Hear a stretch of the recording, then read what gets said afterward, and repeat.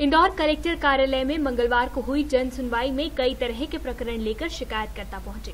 व्यवस्थाओं में आए बदलाव के बाद जन सुनवाई में दिखाई देने वाली भीड़ में कमी आई है, लेकिन शिकायतकर्ताओं के पहुंचने का सिलसिला लगातार जारी है।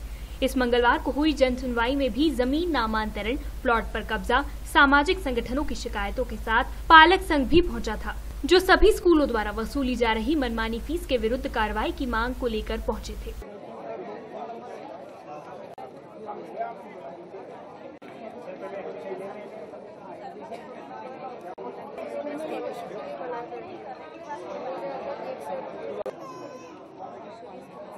कलेक्टर पी नरहरी की मौजूदगी में हुई जन सुनवाई में एक शिकायत NSUI प्रवक्ता लेकर पहुंचा।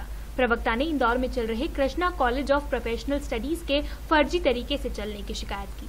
शिकायतकर्ता का कहना था कि इंस्टीट्यूट के बारे में समाचार पत्रों में भी छप चुका है, लेकिन अभी तक कार्रवाई नहीं हुई।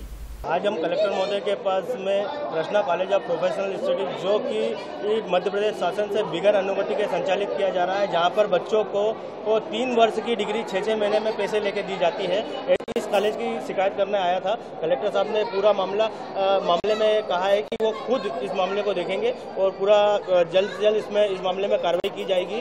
इस तरह का शिक्षा जगत के माफियाओं को छोड़ा नहीं जाएगा। वहीं यहाँ पालक संघ भी इंदौर में संचालित हो रहे स्कूलों द्वारा वसूली जा रही मनमानी फीस की शिकायत लेकर पहुंचा था।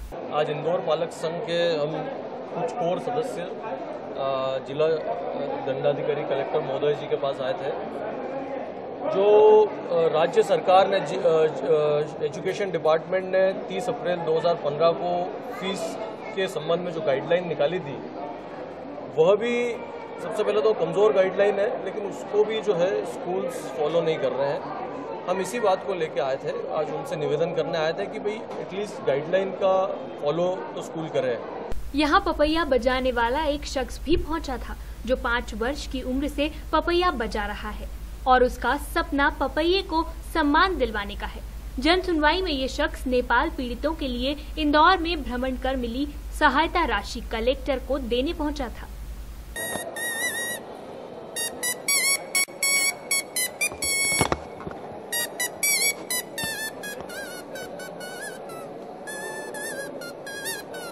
जब मैंने सुना कि नेपाल के अंदर भूकंप पीड़ित आया है, तो सारी दुनिया ने कलेक्शन करके दिया था।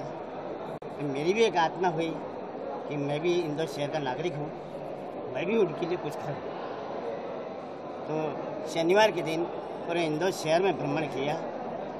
जो भी डब्बे के अंदर कलेक्शन आया है, आज पूरा घूम के माननीय कलेक्टर साहब को दिया है। वो नेपाल भूकंप पीड़ित सहायता के लिए 40 वर्षों से मैं ये सेवा करते आ रहा हूँ। मेरी ज़िंदगी की तमन्ना है कि इस कला को अभी तक कोई पुरस्कार नहीं मिला है, किसी प्रधानमंत्री ने या राष्ट्रपति ने, किसी ने भी नहीं किया है। मेरी जिंदगी की आखिरी पड़ाव है मेरा, 60 साल की उम्र होने वाली है। मैं चाहता हूँ कि इसका सम्मान मिले, मेरी जिंदगी की इसको स्थान मिलना चाहिए। किसी वाद्य को मिला है, लेकिन इस वाद्य को अभी तक स्थान नहीं मिला। वहीं गांव पेपल पूनी से एक किसान यहां पहुंचा था, जो शासकीय भूमि पर अतिक्रमण की समस्या के कारण कई किलोमीटर घूमकर अपने खेत पर पहुंचता है। किसान का कहना था कि दबंग ने 12 बीघा जमीन पर कब्जा कर रखा है और कई बार शिकायत करने के बाद भी कोई हल नहीं निकला, लेकिन इस बार उसे आश्वासन मिला है। वहीं गुंडों से परेशान सकल पंच राठौर समाज का एक परिवार घर छोड़कर कहीं चला गया है। इसी को लेकर समाज जन गुंडों के खिलाफ कार्रवाई करने और घर छोड़कर गए लोगों को ढूंढने की अपील लेकर जन सुनवाई में पहुंचा था। हम अतिक्रमण की शिकायत लेकर आए हैं कि अतिक्रमण हटवाया जाए, किसान का रास्ता चालू करवाया जाए। ग्राम स्यावदा का खसरा नंबर 23/3 व 23/2 व 12 का अतिक्रमण पूरा रोकवा गया है। कई तरह की शिकायत पर कलेक्टर पी नरहरी ने कहा कि सभी शिकायतों का निराकरण किया जाएगा।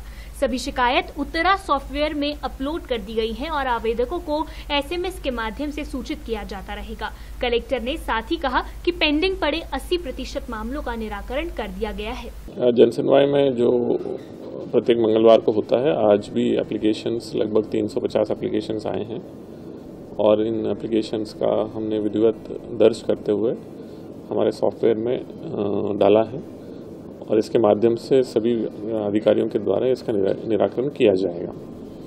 टोटल जो 1 मई से लेकर जो हमने नई व्यवस्था चालू किया है, जिसमें उत्तरा सॉफ्टवेयर में एप्लीकेशंस फीडिंग होते हैं और उसका निराकरण की स्थिति भी दर्शाया जाता है।